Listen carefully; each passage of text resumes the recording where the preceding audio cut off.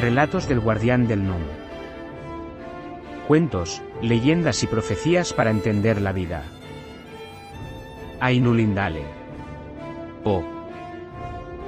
La música de los Ainur. De John Ronald Reuel Tolkien.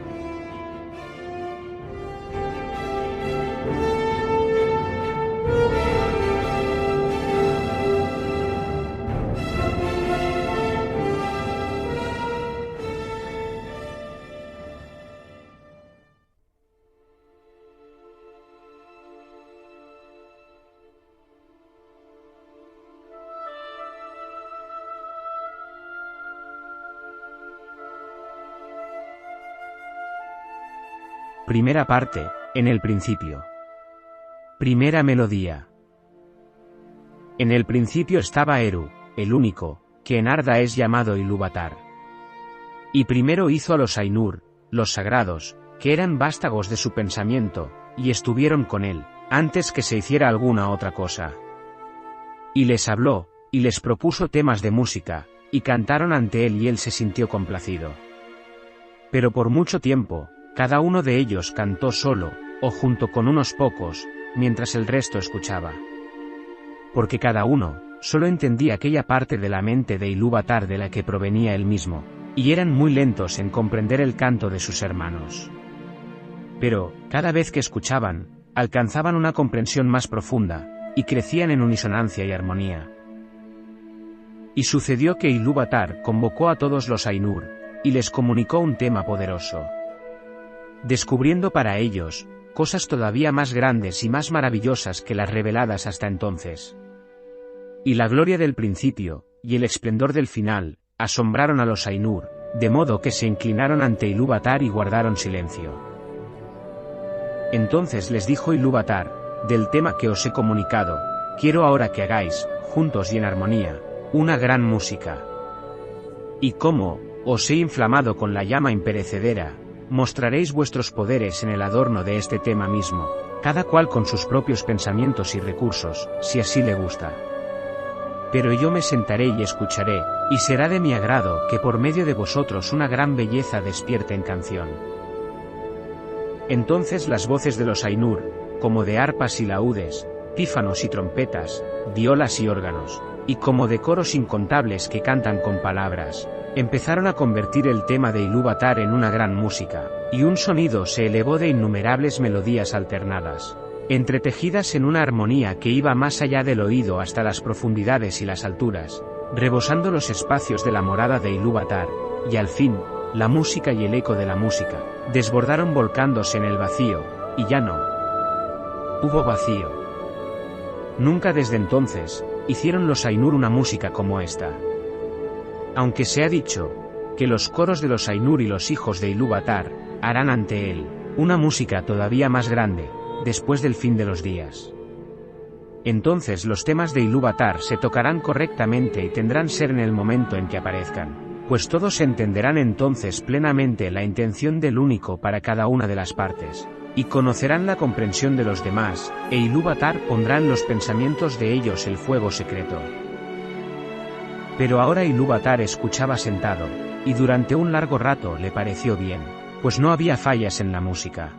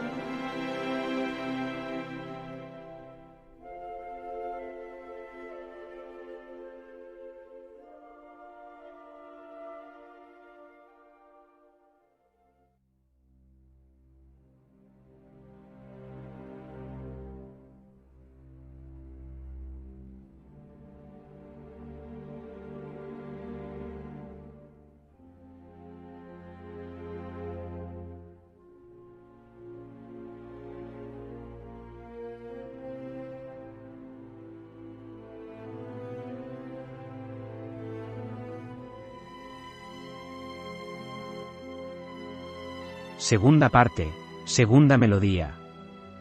el predominio de Melkor. Pero ahora, Ilúvatar escuchaba sentado, y durante un largo rato le pareció bien, pues no había fallas en la música. Pero a medida que el tema prosperaba, nació un deseo en el corazón de Melkor: entretejer asuntos de su propia imaginación que no concordaban con el tema de Ilúvatar. Porque intentaba así acrecentar el poder y la gloria de la parte que le había sido asignada. A Melkor, entre los Ainur, le habían sido dados los más grandes dones de poder y conocimiento, y tenía parte en todos los dones de sus hermanos. Con frecuencia, había ido solo a los sitios vacíos en busca de la llama imperecedera, porque grande era el deseo que ardía en él, de dar ser a cosas propias, y le parecía que Ilúvatar no se ocupaba del vacío, cuya desnudez lo impacientaba. Melkor no encontró el fuego, porque el fuego está con Ilúvatar.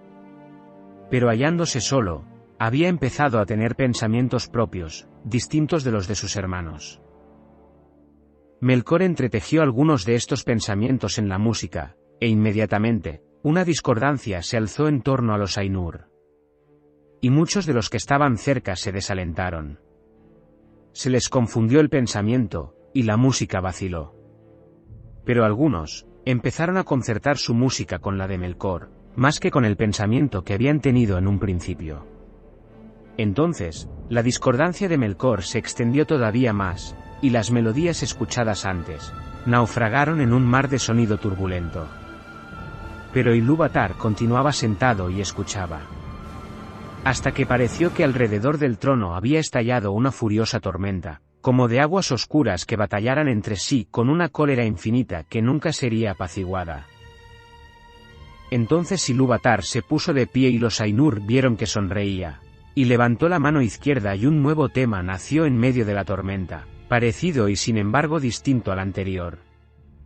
Este nuevo tema cobró fuerzas y tenía una nueva belleza.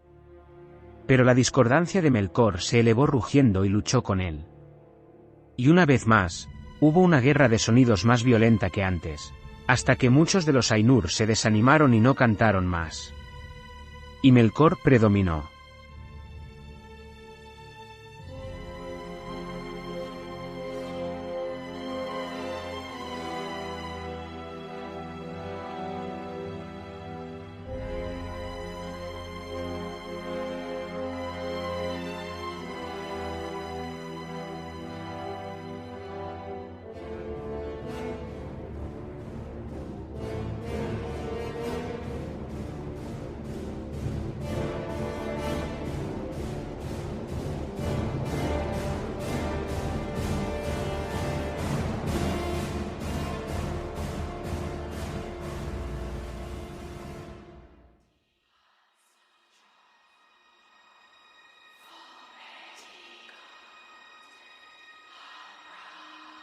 Tercera parte, tercera melodía.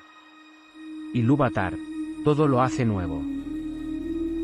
Y una vez más, hubo una guerra de sonidos más violenta que antes, hasta que muchos de los Ainur se desanimaron y no cantaron más.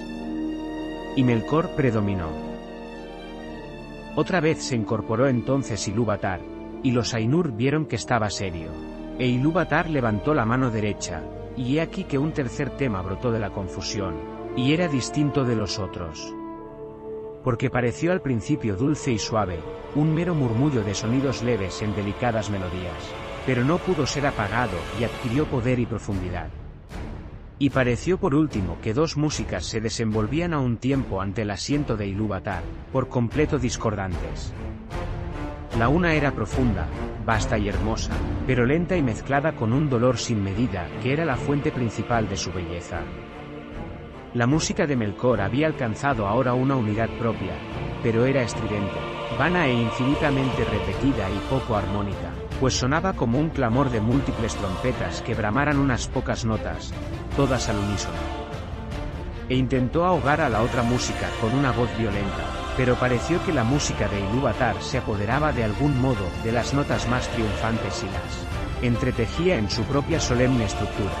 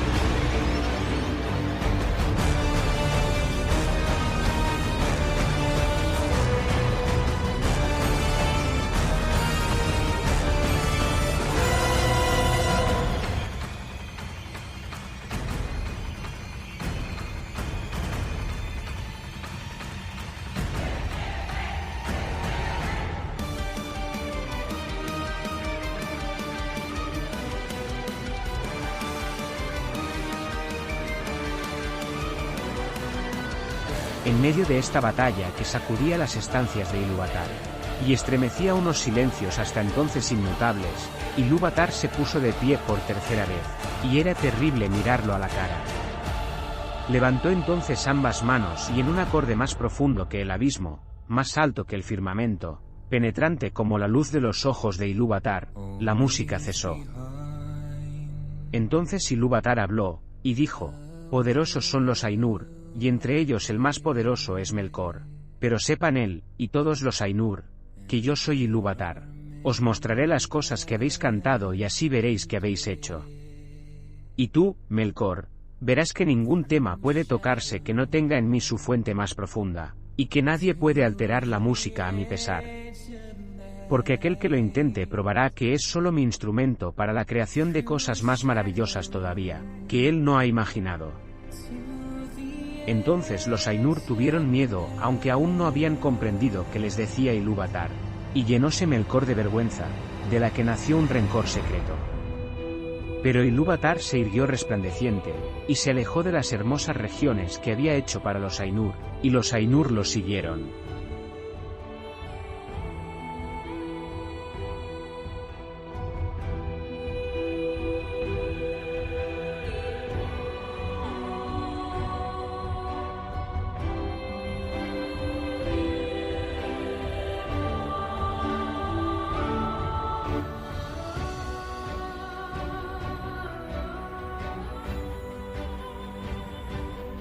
Pero cuando llegaron al vacío, Ilúvatar les dijo: contemplad vuestra música. Y les mostró una escena, dándoles vista donde antes había habido solo oído. Y los Ainur vieron un nuevo mundo hecho visible para ellos, y era un globo en el vacío, y en él se sostenía, aunque no pertenecía al vacío. Y mientras lo miraban y se admiraban, este mundo empezó a desplegar su historia y les pareció que vivía y crecía. Y cuando los Ainur hubieron mirado un rato en silencio, volvió a hablar Ilúvatar: contemplad vuestra música. Este es vuestro canto y cada uno de vosotros encontrará en él, entre lo que os he propuesto, todas las cosas que en apariencia habéis inventado o añadido. Y tú, Melkor, descubrirás los pensamientos secretos de tu propia mente y entenderás que son solo una parte del todo, y tributarios de su gloria.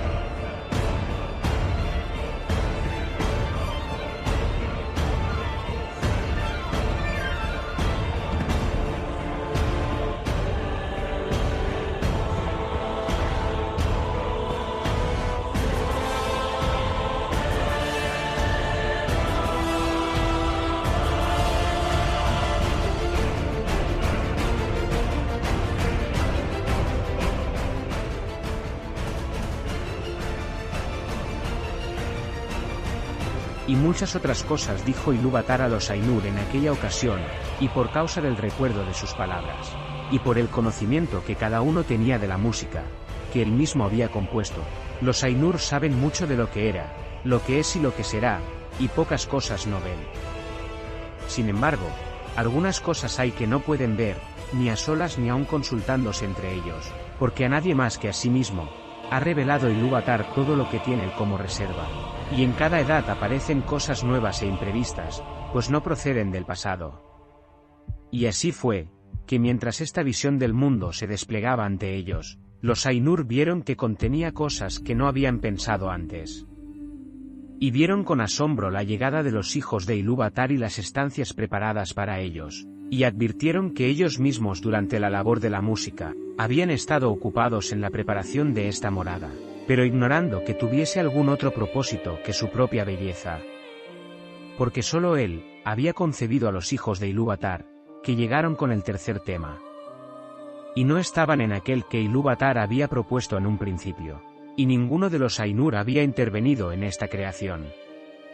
Por tanto, mientras más los contemplaban, más los amaban, pues eran criaturas distintas de ellos mismos, extrañas y libres, en las que veían reflejada de nuevo la mente de Ilúvatar. Y conocieron aún entonces algo más de la sabiduría de Ilúvatar, que de otro modo habría permanecido oculta aún para los Ainur.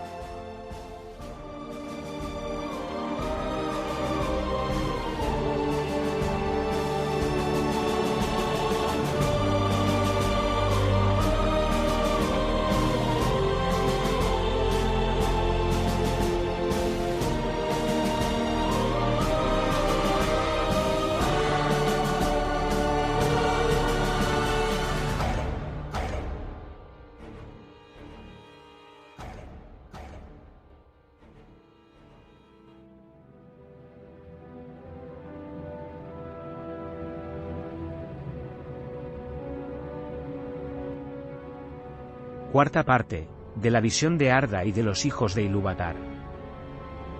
Ahora bien, los hijos de Ilúvatar son elfos y hombres, los primeros nacidos y los seguidores.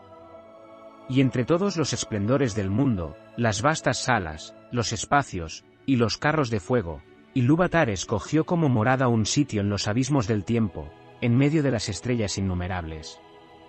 Y puede que esta morada parezca algo pequeña a aquellos que solo consideran la majestad de los Ainur, y no su terrible sutileza. Como quien tomara toda la anchura de Arda para levantar allí una columna, y la elevara hasta que el cono de la cima fuera más punzante que una aguja, o quien considerara solo la vastedad inconmensurable del mundo, que los Ainur aún están modelando, y no la minuciosa precisión con que dan forma a todas las cosas que en él se encuentran. Pero cuando los Ainur hubieron contemplado esa morada en una visión, y luego de ver a los hijos de Ilúvatar que allí aparecían, muchos de los más poderosos de entre ellos se volcaron en pensamiento y deseo sobre ese sitio. Y de estos Ainur, Melkor era el principal, como también había sido al comienzo el más grande de los Ainur que participaran en la música. Y fingió, aún ante sí mismo al comienzo, dominando los torbellinos de calor y de frío que lo habían invadido, que deseaba ir allí y ordenarlo todo para beneficio de los hijos de Ilúvatar. Pero, lo que en verdad deseaba era someter tanto a elfos como a hombres. Pues envidiaba los dones que Ilúvatar les había prometido, y él mismo deseaba tener súbditos y sirvientes, y ser llamado Señor, y gobernar otras voluntades. Pero los otros Ainur contemplaron esa habitación puesta en los vastos espacios del mundo, que los elfos llaman Arda, la tierra. Y los corazones de todos se regocijaron en la luz, y los ojos se les alegraron en la contemplación de tantos colores, aunque el rugido del mar los inquietó sobremanera. Y observaron los vientos y el aire y las materias de que estaba hecha Arda, el hierro y la piedra, la plata y el oro, y muchas otras sustancias. Pero de todas ellas, el agua fue la que más alabaron. Y dicen los Eldar, que el eco de la música de los Ainur vive aún en el agua, más que en ninguna otra sustancia de la tierra. Y muchos de los hijos de Ilúvatar escuchan aún insaciables las voces del mar, aunque todavía no saben lo que oyen. Ahora bien, aquel Ainu a quien los elfos llaman Ulmo, volvió sus pensamientos al agua. Y de todos fue a él, a quien Ilúvatar dio más instrucción en música. Pero sobre aires y vientos, quien más había reflexionado era Manbe, noble de nobles entre los Ainur. En la materia de la tierra había pensado Aule, a quien Ilúvatar había concedido una capacidad y un conocimiento apenas menores que los de Melkor.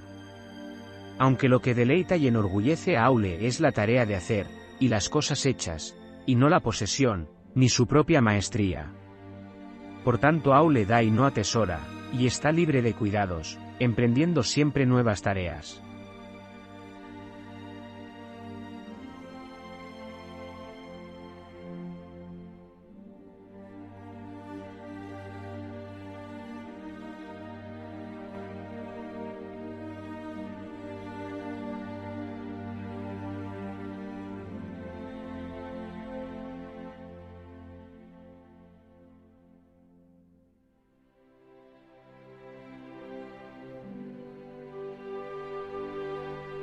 Quinta parte, Ea. E Ilúvatar habló a Ulmo, y dijo, ¿no ves, como aquí, en este pequeño reino de los abismos del tiempo, Melkor ha declarado la guerra contra tu provincia? Ha concebido un frío crudo e inmoderado, y sin embargo no ha destruido la belleza de tus fuentes, ni la de tus claros estanques. Contempla la nieve y la astuta obra de la escarcha. Melkor ha concebido calores y fuegos sin restricción, y no ha podido marchitar tu deseo ni ahogar por completo la música del mar. Contempla más bien la altura y la gloria de las nubes, y las nieblas siempre cambiantes. Y escucha la caída de la lluvia sobre la tierra. Y en estas nubes eres llevado cerca de Manbe, tu amigo, a quien amas. Respondió entonces Ulmo: en verdad, mi corazón no había imaginado que el agua llegara a ser tan hermosa, ni mis pensamientos secretos habían concebido el copo de nieve, ni había nada en mi música que contuviese la caída de la lluvia. Iré en busca de Manbe, y juntos haremos melodías que serán tu eterno deleite. Y Manbe y Ulmo fueron desde el principio aliados, y en todo cumplieron con fidelidad los propósitos de Ilúvatar.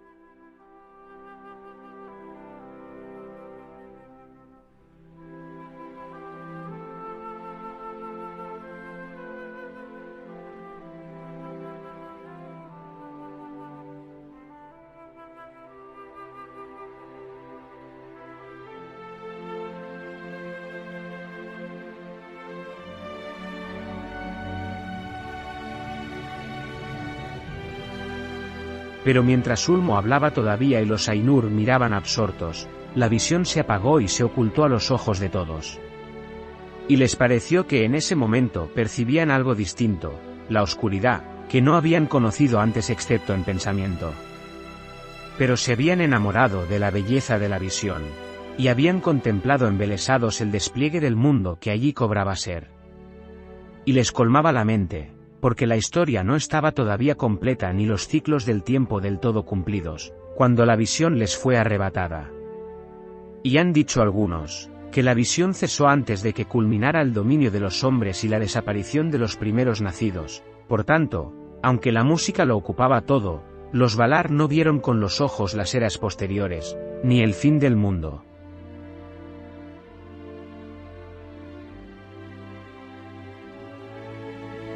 Entonces hubo inquietud entre los Ainur. Pero Ilúvatar los llamó y dijo: sé lo que vuestras mentes desean, que aquello que habéis visto sea en verdad, no solo en vuestro pensamiento, sino como vosotros sois.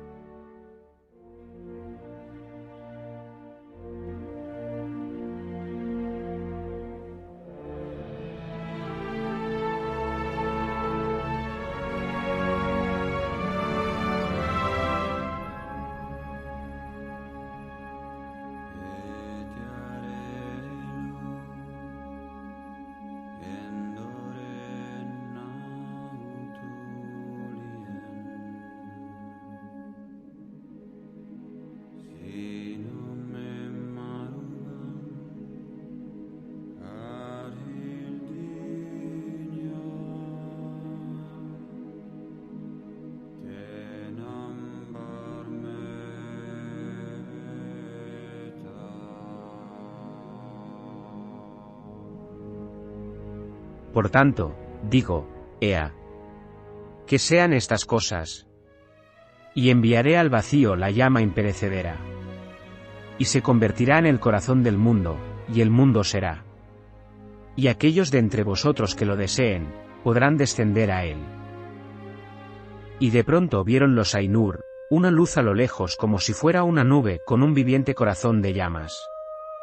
Y supieron que no era solo una visión, sino que Ilúvatar había hecho algo nuevo, Ea, el mundo que es.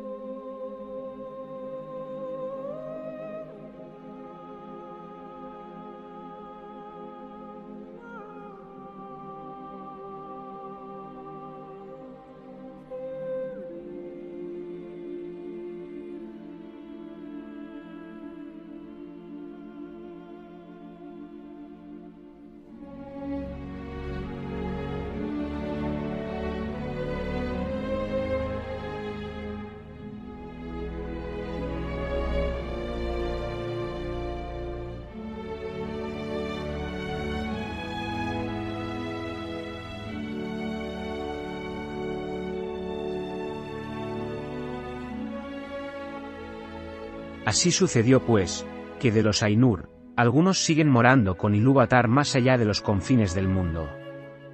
Pero otros, y entre ellos muchos de los más grandes y más hermosos, se despidieron de Ilúvatar y descendieron al mundo. Ilúvatar les impuso esta condición, quizá también necesaria para el amor de ellos, que desde entonces en adelante, los poderes que él les había concedido se limitaran y sujetaran al mundo, por siempre, hasta que el mundo quedase completado. De modo tal, que ellos fuesen la vida del mundo, y el mundo, la vida de ellos. Y por esto mismo se los llama los Valar, los poderes del mundo.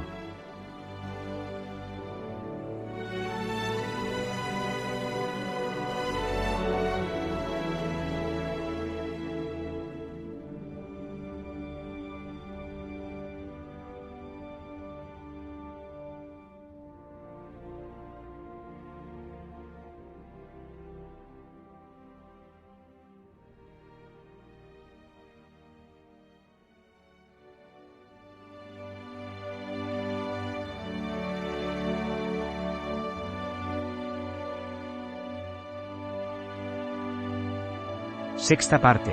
Los primeros trabajos en el mundo. E Ilúvatar les impuso a los Valar esta condición, quizá también necesaria para el amor de ellos, que desde entonces en adelante, los poderes que él les había concedido se limitaran y sujetaran al mundo, por siempre, hasta que el mundo quedase completado. De modo tal, que ellos fuesen la vida del mundo, y el mundo, la vida de ellos. Y por esto mismo se los llama los Valar, los poderes del mundo. Pero al principio, cuando los Valar entraron en Ea, se sintieron desconcertados y perdidos, pues les pareció que nada de lo que habían visto en la visión estaba hecho todavía, y que todo estaba a punto de empezar y aún informe y a oscuras.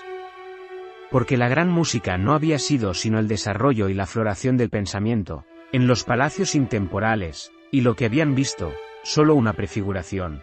Pero ahora habían entrado en el principio del tiempo, y advertían que el mundo había sido solo precantado y predicho, y que ellos tenían que completarlo.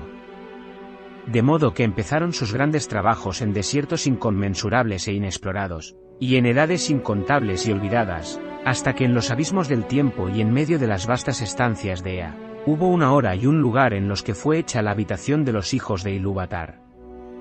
Y en estos trabajos, Manbe, y Aule, y Ulmo se empeñaron más que otros. Pero Melkor estuvo también allí desde el principio, y se mezclaba en todo lo que se hacía, cambiándolo si le era posible, según sus propios deseos y propósitos, y animó grandes fuegos. Por tanto, mientras la tierra era todavía joven y estaba toda en llamas, Melkor la codició y dijo a los otros Valar: «Este será mi reino, y para mí lo designo». Pero Manbe, que era el hermano de Melkor en la mente de Ilúvatar, y el primer instrumento en el segundo tema que Ilúvatar había levantado contra la discordancia de Melkor, convocó a muchos espíritus, tanto mayores como menores, que bajaran a los campos de Arda a ayudar a Manbe, temiendo que Melkor pudiera impedir para siempre la culminación de los trabajos, y que la tierra se marchitara antes de florecer. Y Manbe dijo a Melkor: «Este reino no lo tomarás para ti injustamente, pues muchos otros han trabajado en él, no menos que tú». Y hubo lucha entre Melkor y los otros Valar. Y por esa vez Melkor se retiró y partió a otras regiones donde hizo lo que quiso, pero no se quitó del corazón el deseo de dominar el reino de Arda. Ahora bien, los Valar tomaron para sí mismos forma y color, porque habían sido atraídos al mundo por el amor de los hijos de Ilúvatar, en quienes habían puesto tantas esperanzas. Tomaron formas que se asemejaban a lo que habían contemplado en la visión de Ilúvatar, excepto en majestad y en esplendor. Además, esas formas proceden del conocimiento que ellos tenían del mundo visible, más que del mundo en sí, y no las necesitan, salvo como necesitamos nosotros el vestido, pues podríamos ir desnudos sin desmedro de nuestro ser. Por tanto, los Valar pueden andar, si así les satisface, sin atuendo, y entonces ni siquiera los Eldar los perciben con claridad, aunque estén presentes. Pero cuando deciden vestirse, algunos Valar toman forma de hombre y otros de mujer, porque esa diferencia de temperamento la tenían desde el principio, y se encarna en la elección de cada uno, no porque la elección haga de ellos varones o mujeres, sino como el vestido entre nosotros, que puede mostrar al varón o a la mujer pero no los hace. Mas las formas con que los grandes se invisten, no son como las formas de los reyes y de las reinas de los hijos de Ilúvatar, porque a veces se visten de acuerdo con sus propios pensamientos, hechos visibles en formas de majestad y temor. Y los Valar convocaron a muchos compañeros, algunos menores, y otros tan poderosos como ellos. Y juntos trabajaron en el ordenamiento de la tierra, y en el apaciguamiento de sus tumultos. Entonces Melkor vio lo que se había hecho, y que los Valar andaban por la tierra como poderes visibles, vestidos con las galas del mundo, y eran agradables y gloriosos de ver, y bienaventurados.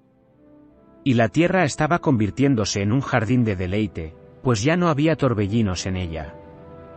La envidia de Melkor fue entonces todavía mayor. Y él también tomó forma visible. Pero a causa del temperamento de Melkor y de la malicia que ardía en él, esa forma era terrible y oscura. Y descendió sobre Arda con poder y majestad, más grandes que los de ningún otro Valar, como una montaña que vadea el mar y tiene la cabeza por encima de las nubes, vestida de hielo y coronada de fuego y humo. Y la luz de los ojos de Melkor era como una llama que marchita con su calor y traspasa con un frío mortal. Así empezó la primera batalla de los Valar con Melkor, por el dominio de Arda. Y de esos tumultos los elfos conocen muy poco. Porque lo que aquí se ha declarado procede de los Valar mismos, con quienes los Eldali, es decir, los elfos, hablaron en la tierra de Valinor, y de quienes recibieron instrucción. Pero poco contaron los Valar de las guerras anteriores al advenimiento de los elfos. Se dice, no obstante entre los Eldar, que los Valar se esforzaron siempre, a pesar de Melkor, por gobernar la tierra y prepararla para la llegada de los primeros nacidos, y construyeron tierras y Melkor las destruyó, cavaron valles y Melkor los levantó, tallaron montañas y Melkor las derribó, ahondaron mares y Melkor los derramó, y nada podía conservarse en paz ni desarrollarse, pues no bien empezaban los Valar una obra, Melkor la deshacía o corrompía. Y, sin embargo, no todo era en vano, y aunque la voluntad y el propósito de los Valar no se cumplían nunca, y todas las cosas tenían un color y una forma distintos de cómo ellos los habían pensado. No obstante, y a pesar de las obras de los Valar, y de las disputas con Melkor, la tierra iba cobrando forma y haciéndose más firme. Y así, la habitación de los hijos de Ilúvatar fue establecida al fin, en los abismos del tiempo y entre las estrellas innumerables, tal y como Ilúvatar lo había dispuesto. Y aquí finaliza el relato conocido como Ainulindale, o la música de los Ainur.